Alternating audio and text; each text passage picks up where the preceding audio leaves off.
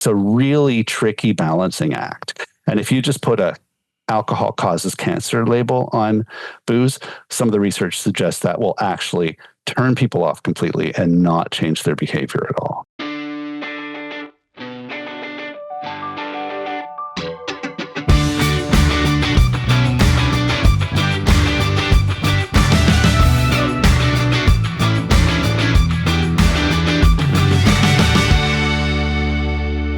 Welcome back to Closer Look on this Tuesday, November the 4th, 2025. Michael Friscolanti, Editor-in-Chief, Derek Turner, producer, is in the room. I'm Scott Sexsmith. So bad enough that not only did the Jays not win the World Series, none of us won $25 million. No. Did you buy a ticket to that? Yeah. What did the Jays Care Foundation launch? Jays Care, yeah. 50-50 drop? 50-50. And what's it? Did I read it was up to $25 million? For the winner or in total? No. Total was over $50 million. Wow. Winner got 25. Yes, and the winner was biggest in history. Yeah, and the winner was announced today or yesterday. Yesterday. Yeah, 25 million. Someone from Oshawa. I was waiting for Joe Carter to call. He didn't give you a call. He calls you anyway once a week just to check. Joe and I are like this. I did see the story and I did see all the news reports on it, but I was surprised that they only published the person's first name. That is weird. I know with OLG.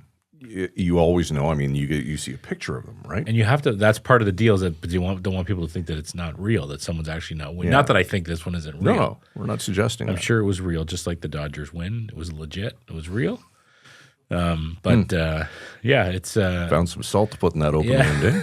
Good for you. Today's all about money. Federal budget days today. Yes, lots of questions. We're recording in the afternoon. By the time it comes to air, we'll know all the details of the federal budget. And we'll run it down tomorrow. Yeah, we'll have a big chat about that tomorrow. Speaking of money, coming up next Monday on the show, David Chilton, The Wealthy Barber. Remember that book that came out years ago? Yeah. There's an updated version that actually dropped today. Mm-hmm. So David's been kind enough to hop on the podcast next Monday. With us to talk about the book and how we should be saving our pennies. I'm looking forward to that. I think we can all use that advice with things that are going on in the world today. You know what? There's not a lot of things that are must watch, but when it comes to money and finance and getting ahead, I mean, this will be a good one for sure. Yeah, I think I saw some headlines today or yesterday, new research out about just the disconnect between young people and money, and their just total lack of understanding of money. And I know the schools, we've talked on the show about how the schools are changing some of the curriculum to bring more kind of basic money knowledge into the curriculum, which is important.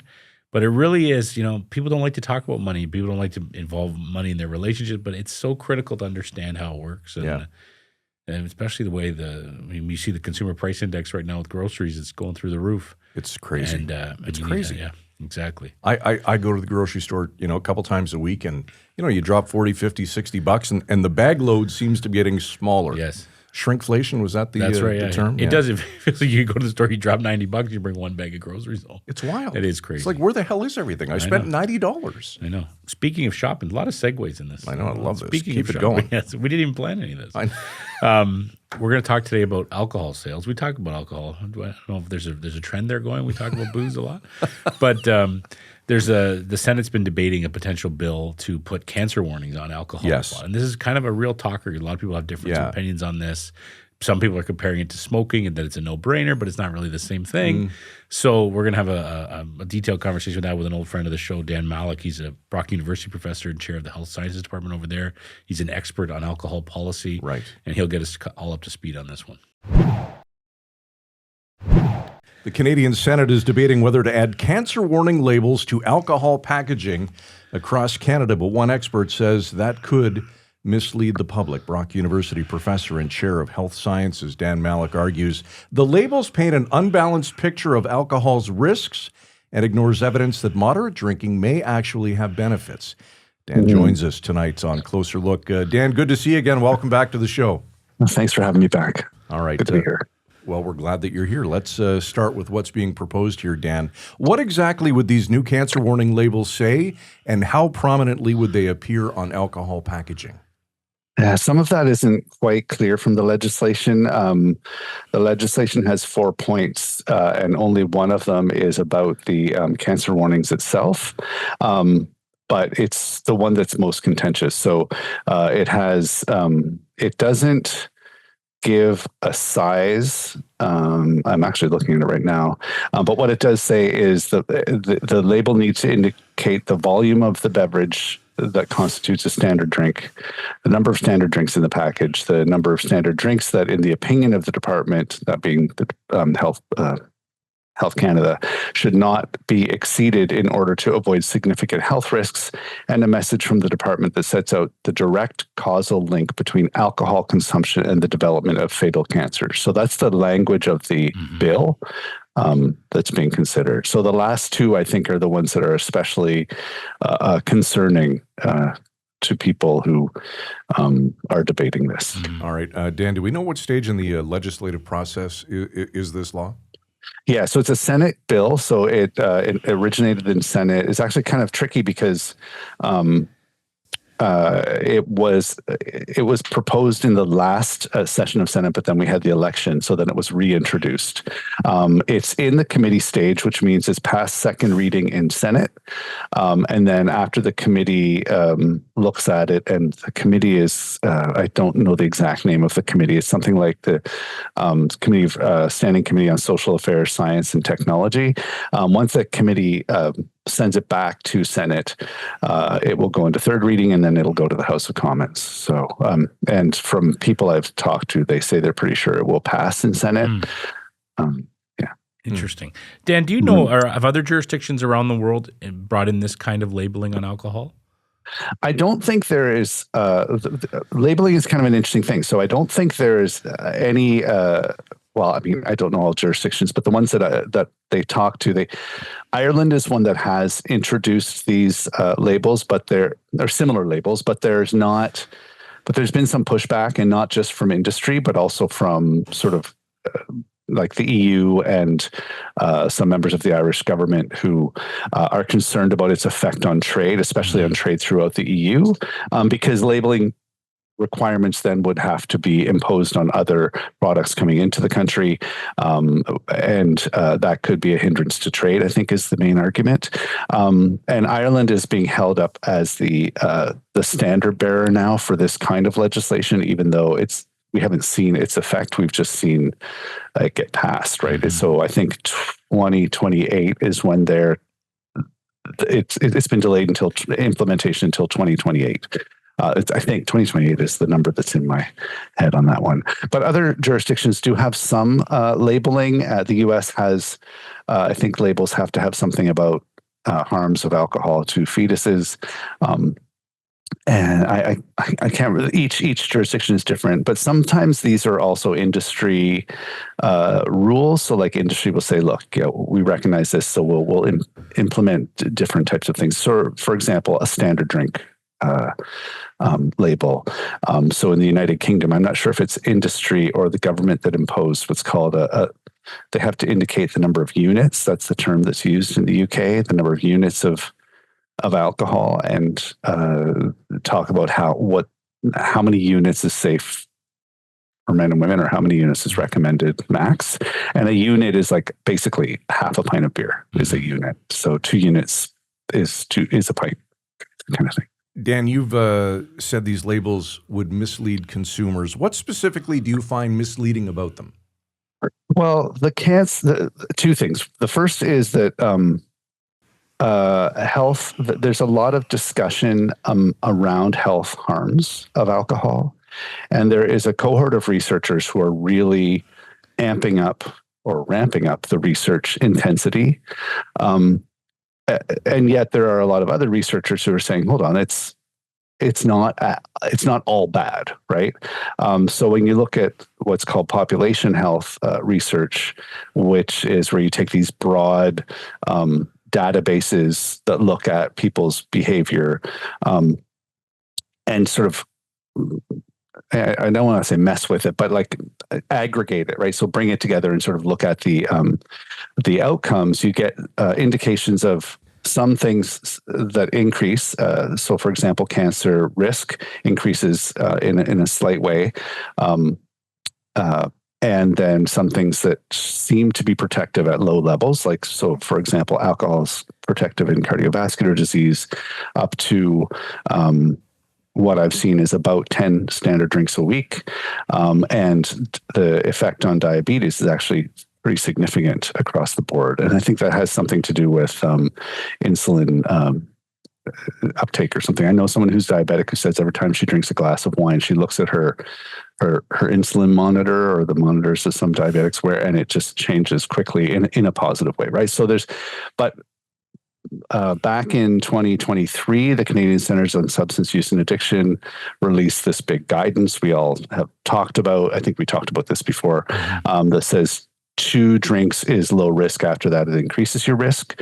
But this is based on a host of risks, and the way they've combined this is really problematic because it suggests that everyone is at equal risk of drinking and driving, for example, or everyone is at equal risk of every woman is at equal risk of breast cancer. And they're not. Like, there's a whole bunch of different factors that go into this. I'm not trying to minimize breast cancer risk, but the way it's represented, I say, distorts the picture. And it's the sort of thing that more nuance is needed. But if you're trying to push for the kind of legislation we're seeing now, nuance is not your friend. Yeah, nuance doesn't really work on warning labels. That's really because warning labels, by definition, are there to scream at us and tell us that there's something. Where my concern, and I'm no expert, obviously, but you do worry that these labels would actually mislead consumers because if you drink alcohol, this bottle of alcohol, it will increase your chance of cancer. Whereas if you really dig deep into the numbers, it's actually particular types of cancer. And if it did actually raise, can you give an example, Dan? Like, I think there's a couple examples where if you did, it would increase approximately 90% chance of developing certain types of cancer at 14 drinks a week. Can you tell us that example? Yes. Yeah, so I'm drawing this information from the CCSA's own guidance document. And just as a caveat, they present what's called relative risk data. So it's relative to your risk, the relative increase based upon certain behavior. It's kind of a tricky one because if you say a risk increases by 100%, that doesn't mean you're guaranteed to get it. It's 100% increase on the risk. So I think the one you're talking about that I've talked about in other things is oral pharyngeal cancers. I think 14 drinks a week, according to the CCSA data, increases your risk by 90%, which sounds terrifying, except the risk of getting oral pharyngeal cancer is remarkably low. And the death rate is something like 0.0054%. So 5.4 per 100,000 people. I'm not to say that that's not, I mean, if you get oral pharyngeal cancer, it's significant, right? But when you're talking about risk, you need to give people that kind of information. And I think that what happens is some people, for genetics or lifestyle or whatever, have an increased risk of this. And it might be the sort of thing that they would want to, consider or talk to their physician about, or, make some lifestyle adjustments. But when you just say it's going to increase your risk of cancer, it does lead to worry and panic and a misunderstanding of risk and of risk from drinking and from other things. And in effect, it could negatively affect people in other ways, because we know also from research that stress, worry, anxiety, all of these things increase health harms, right? So it really needs to be done in a moderate way. Ironically, we're talking about drinking and we're talking about policy that's moderate. And I worry, and I've said this, I was at Senate last week talking about this, that they're not, it's not proportional to the risk. So in comparison to, I think I used oral pharyngeal cancer because it's the highest risk according to the CCSA, even though breast cancer is more risky, like 1 in 8 women will be diagnosed with breast cancer. But if you compare the cancer risk of breast cancer, say, moderate drinking 7 to 10 drinks a week raises a woman's risk of breast cancer by, I think it's something like 12.5%, which isn't insignificant, except it relative to that, it means a woman's risk increases from 12.6%, that's 1 in 8, to 14.1%. So it's a much different risk than saying your risk increases. But at the same time, they compare this to tobacco, Yes. right? So That's one what of I was the going to ask common, you. So good point. Go ahead. Sorry. yeah, no problem. I mean, it's stop me No, if you no, want no, to ask no, a not at question. all.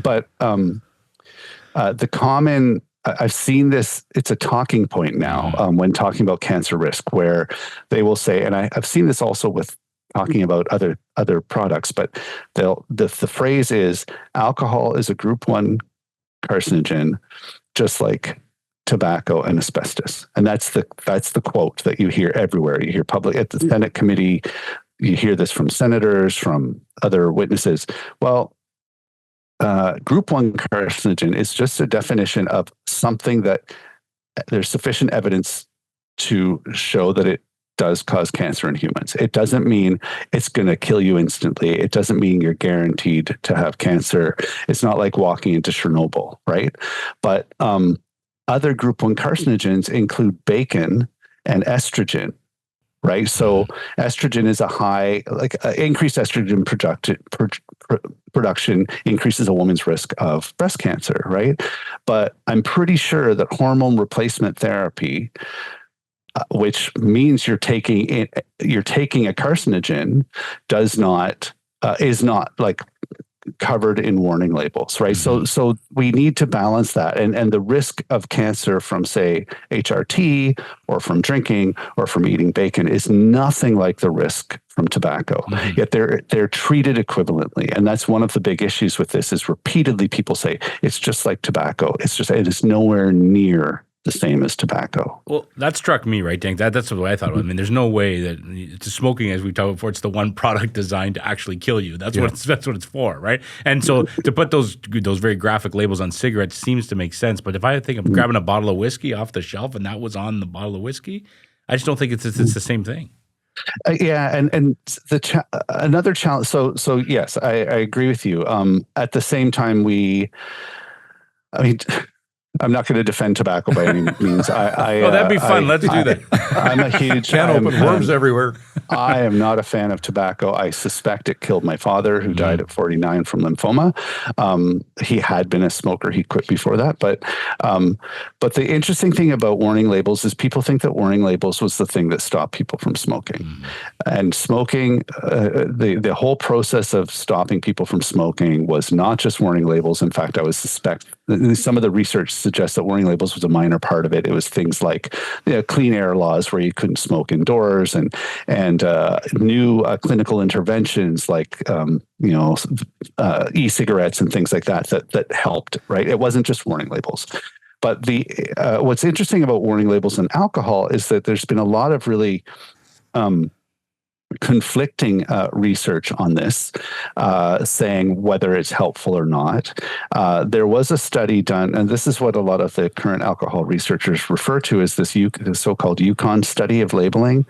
But the funny thing about this is that I'm laughing because it's kind of ridiculous, is that these guys, they did this study, you may have heard about it. It was supposed to be an 8-month controlled trial, which means you have a site where you're doing an intervention and a site where you're not, and then you're comparing the outcomes. And they put these bright yellow and red labels on liquor bottles, and it was 2017 to 2018 I think it was in Whitehorse. And then they had a control site in another town. I can't remember where that was. And then they tracked liquor consumption, liquor purchases, and then they interviewed people about whether they noticed the labels, right, and whether they thought about this.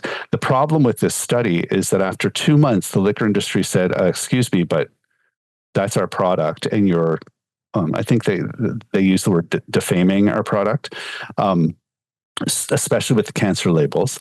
And so the study was halted. The bottles were pulled off the shelf. And I think after 2 months, they came back with, because there were other things on the labels, like how much of a standard drink it was, basically the things that were in the legislation. But they pulled off the cancer warning label. And then they continued for another 2 months, and then they interviewed people. It was from any, I got criticized for using this word reasonable, but from any reasonable perspective, it is a really problematic study, because After 2 months, when they pulled the labeled bottles off the shelf, there's a lot of media about this. So you can't then go to to consumers and say, do you remember seeing these labels? And think that the label itself was what stuck in your head, right? Mm-hmm. Because it could be like there's an article in January on the news about, oh yeah, the booze companies want this taken off. And you get a lot of talking heads saying, oh, this is good or this is bad. And so people are going, oh yeah, I remember that label on the bottle. So it really messes with the study, but it doesn't matter to the researchers who did this study. They have published, I think it's a dozen different articles now about the efficacy of labeling, even though it was a really deeply flawed study. I know I'm sort of getting into the weeds here, but my point is that they're really ramping up this argument about labeling, and all they found was that people remember the labels. And they also saw a decrease in a decrease in purchases. But it was also during January, right? So you got November to December, you're seeing increases in purchases, and then what happens in January? So there are a lot of problems that they don't identify. At the same time, there's been some other really interesting research that says overly, what's the word, like restrictive or scary kind of labeling turns people off labels and turns people against the information from health authorities, right? So it's a really tricky balancing act. And if you just put a alcohol causes cancer label on booze, some of the research suggests that will actually turn people off completely and not change their behavior at all. Dan, quickly, let's talk about moderate drinking. We've all heard about the potential health benefits. You've spoken to it, in fact, lowering the risk of heart disease. How strong is the evidence? So this is one of the things that's really being heavily debated right now. And so the challenge when talking about strength of evidence is there is a cohort of researchers who are specifically focused on reducing the strength of that evidence. So I can't really answer that question. What I can, because it's debated. For decades, we have had research that shows that moderate drinking, and we're talking about like a drink or two a day max, is protect or reduces what's called all-cause, what's it called? The term is like all-cause mortality, right? So if you drink, people who drink moderately don't die as early as people who are abstainers, right? But then after a few drinks a day, it increases. The effect that most people think is going on there is the fact that alcohol reduces bad cholesterols in your bloodstream and increases, I don't know if it increases good cholesterols, but it reduces bad cholesterols, which are related to cardiovascular ill health and stroke, right? So a heart attack is when one of your blood vessels or one of the things feeding your heart fails or is blocked. But at the same time, some people have argued that that list of abstainers includes people who quit drinking because they're sick, right? So in which case, but then other people have removed that group from their evidence and found, no, in fact, there's still a protective effect at low amounts. And then other people have started to fiddle with the numbers. Recently, a really celebrated study in the Journal of the American Medical Association removed abstainers altogether, because they said, well, maybe some of those abstainers aren't really abstainers, so we'll just remove them, which is a ridiculous, I'm trying to understand the logic behind this, but it was celebrated as finally showing that there's no effect. And what happened in the US over Christmas last year was that several different groups released conflicting studies, and one of them was considering the nutrition label guidelines and safe. They do this, I think, every 10 years, look at safe consuming guidelines. And they argue, and it was a really interesting study because it didn't just say good or bad. It said, these things need to be taken, these are some of the complicating factors in these health harms. Yes, there's an increased cancer risk, a moderate increase in cancer risk, but there are other protective factors, and people need to consider that, right? That was really good health information. It was not driven by a group of people who are trying to sort of crank up their, I don't know, whatever they're trying to do. I don't want to imply motives, although I have. I get what you're saying. No, I understand what you're saying. Right. So they're trying to, so this was trying to give reason to what I read as clinical recommendations, right? This is how you should approach this. But there's other people who are just saying, no, you just have to put warning labels on it, just like it's time, including the Surgeon General, whose report reads like it was written by some of those anti-alcohol researchers. Yeah. I find it fascinating, right? Because we do want to have legitimate information, health information, for sure. We want to have authorities in the country that can tell us accurate facts about things. But at the same time, as a consumer, I know that if I go to McDonald's tonight, it's probably not a good idea for my health. I'm not in the best shape, or I probably shouldn't eat it. But I know that. I don't need a big warning on my Big Mac box that tells me that. I get it. If I go home tonight and have 2 beers, I know that's should probably just have 1, right? So you're not going to all be shocked and oh my goodness, this happened. Yeah. That's kind of the way, I'm definitely not a scientist, Professor. But I guess what I wanted to ask you is, what was your takeaway message when you testified at Senate last week? Well, what was your main message to them? My message to them was, this is disproportionate to the risk. That was my main message, and I used the cancer equivalency argument, and also I talked about the way we think about risk, right? So when we think about alcohol, often, especially in policy circles, we jump to the worst examples of this, right? So we start talking about drinking and driving and addiction and violence and all of these things that are risks, but not at low levels, right? And you saw this in the Senate testimony, where people would say, my father was an alcoholic and he died of pancreatic cancer or something like this. And he was an alcoholic. I mean, that's terrible, but that's excessive, right? People who become an addict, people who drink and drive, those are things that are already constrained and should be constrained, right? Or at least people should be concerned about.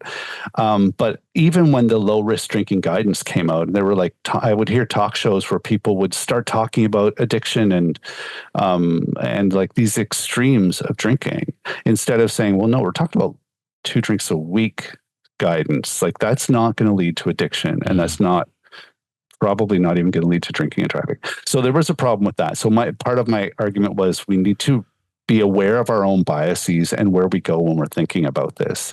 But my takeaway from the Senate meeting was that this committee was not interested in hearing a balance of information. It was interested in hearing evidence in favor of the bill that they can then use to shame the federal government to do something. Right. And it was really disappointing to me, because I thought, in a Senate committee, the process should be the committee examines all facets of this bill to see its impact. And they had no interest. I was sitting beside someone from the beer industry, and they called this the industry panel, which really was frustrating to me, because I'm not from industry. I'm not paid by industry. I am a customer, right? But so are a bunch of other people in that committee. So there was not a lot of receptivity to contrary information that might help them understand the need for moderation. Absolutely. Well, the good news is you can teach a political science course now, because you have the health aspect, and now you've testified in front of the Senate, and you know everything's going on.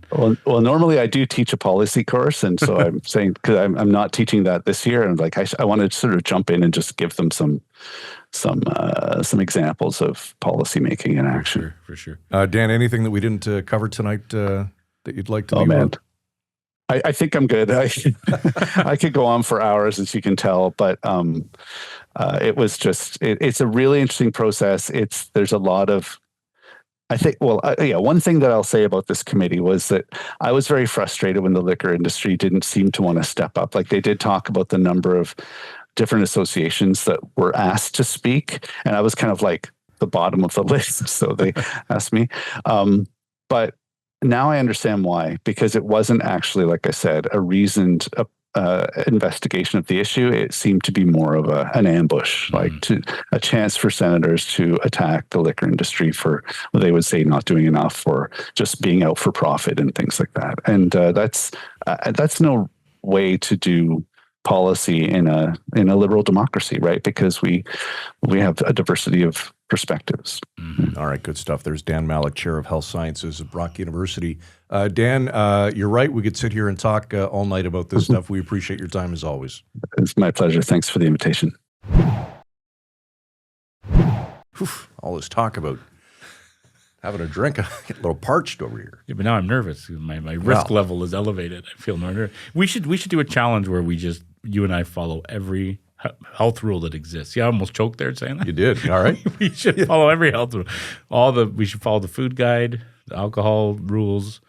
We don't smoke, which is good. No. But we should just imagine how good we'd look after a few weeks. Do you think we would? Not us. No, we wouldn't look good. No. I do find this fascinating, right? Because the concept of risk is such a loaded topic, right? Yes. You could talk about risk all day. Why do some people jump out of airplanes for fun? I wouldn't jump out of an airplane. Not that I necessarily think I was going to die, but I'd probably be worried that I would die. Because there's a chance. There's no chance, but people want to do that. Why do people go mountain biking on the side of huge hills and they can fly? I mean, it's the idea. And then so, and I really do believe that that if you have too many drinks, it's not good for you. No. If you eat these chocolate, there's chocolate all over my house since Halloween. If I have some of these chocolate bars, I know it's not good for me. No. But at some point, it's balancing like how do you want to live versus the fact that we're all going to die anyway at some point. I mean, if the liquor store shelves were full of bottles with a cancer warning, there'd be thousands of cancer warnings in every store. I think that's overkill. Personally, I do. Personally, as a cancer patient, exactly. Yeah, I find Would it influence your buying decisions? No, not at all. As someone who, I guarantee you that the day I'm going down, I'm going to have a drink, and I'm going to be thrilled that alcohol existed, that I could have drinks with people I care about and have a toast. It's just even the cigarette debate. I find it's sad because we know how addictive cigarettes are. They're designed to kill you. They're designed to addict you, right? Yes. But people make that choice, and they're smoking. I get, that's their decision if they want. I have very, very dear friends who I love with all my heart that are big smokers. Yep. And I tell them, you're an idiot, you shouldn't smoke. But if they want to smoke and they're going to die smoking, that was their life. They made that choice. They knew the risk is the word, right? Yeah. They knew the risks. Yeah. I feel like I'm sure there's communities in Ontario that have higher rates of cancer than others because of whatever industry is in that community. Well, we don't want to look at us. That's right. We know. You never know, right? Should they have signs when you drive into those towns that there's a higher level of benzene coming into the air? That's a good question. Govern yourself accordingly. I don't know. It's if you want to research, if you want to learn things, you can learn them. If you really want to know what's in your food, you can do some Google searches and do some research. We talked quickly about the health benefits, and I always remember hearing a glass of red wine a day. Mm-hmm. Had some health benefits. Yeah. Now I don't know if that is outdated, but I remember hearing that. For me, if we're ever going to get a letter, maybe it'll be today. But for me, it's even just that life's stressful, right? You have things going on in life, kids, works hard. When you have that glass of wine at 7 p.m. or a beer, it's the greatest feeling in the world. You're like, okay, this brings you down a notch, makes you feel a little better. If that's the benefit of it, then for me, that's a health benefit on its own. It just makes you feel a little better. All right. Okay. We mentioned we better change gears here. You know what's going to hit the fan. Yeah. We thought we'd do a social experiment and just call people as Joe Carter. Yes. That was Derek today. That was great. So we're going to start tomorrow. Yeah. What would the ringtone of it? So they answer the phone. How would it be? So, hello? Hi, is this Michael? Yes. Michael, it's Joe Carter calling. You should say, touch a ball, Joe. Touch. You'll never hit a bigger home run. My God. But you can use the person's first name, though. We don't give last names. Yeah, that's right. All right. Well, we've gone way over time here. In that vein, on behalf of Derek and Michael, I'm Scott. We appreciate your time tonight. As always, closerlookpodcast.ca or reach out, as I'm sure you might want to after tonight. Closer Look at villagemedia.ca. We'll be back tomorrow night, another episode of Closer Look at 7 o'clock right here across the Village Media Network. Frisco and Scott's Wardrobe provided in part by Moores, Sault Ste. Marie.